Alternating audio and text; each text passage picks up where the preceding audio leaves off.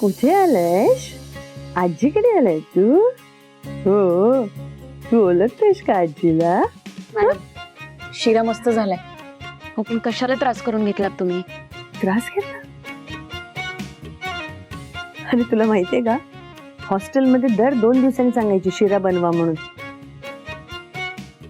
आणि आता बघ कशी फॉर्मॅलिटी करते ती. काय ऐकतोस नाही काय बोलते ते? आता आई तुझी मोठी झालीये, फॉर्मॅलिटीनी बोलते है ना. ती नको शिकवू.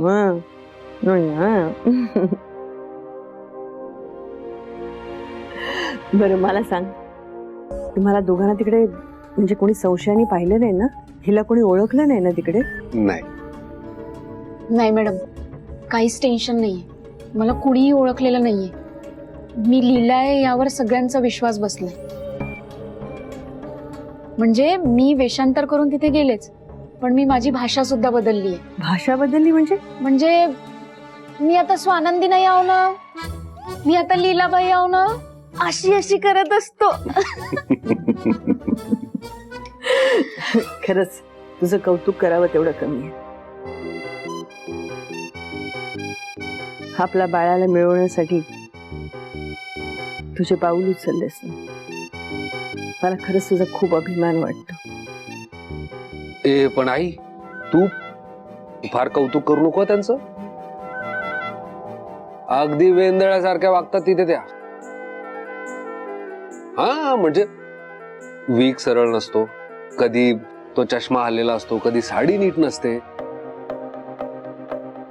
आई 1-2 वेळेस तर मी वाचवलंय त्यांना. काय स्वानंदी? हो खरंच, म्हणजे मी जर ऐन वेळी आलो नसतो ना त्यावेळी तर पकडल्या गेल्या असत्या त्या.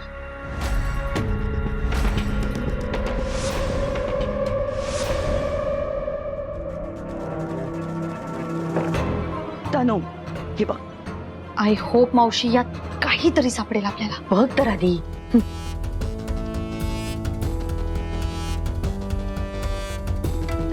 फॅशन शो करायला आली आहे का इथे?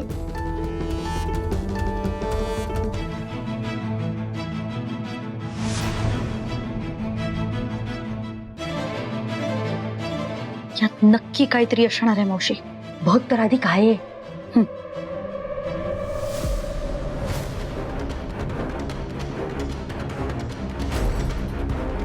हे बघ, सोन्याचे इयरिंग्स. म्हणजे आयाचं काम करणाऱ्या बाईकडे सोन्याचे इयरिंग्स. हो म्हणजे एक असतील तर ठीक आहे, पण 2-2? कारण मी जोपर्यंत तिला बघितलं ना तेव्हा तिच्या कानात इयरिंग्स होते. हे आता दुसरे इयरिंग्स आहेत. इतकी श्रीमंत आहे तर ती आयाचं काम कशाला करते? 2-2 इयरिंग्स म्हणजे जरा जास्तच होतंय ना. एक्झॅक्टली मावशी. म्हणजे काम करून श्रीमंत झाली नाहीये ही, चोऱ्या करून झाली असणार 100%. दिसते तितकी साधी सरळ नाहीये ही लीलाबाई. नशीब मावशी, तुला तरी कळलं मी काय सांगतेय. तनु, मला ना हे इयरिंग्स कुठेतरी पाहिल्यासारखे वाटतायत.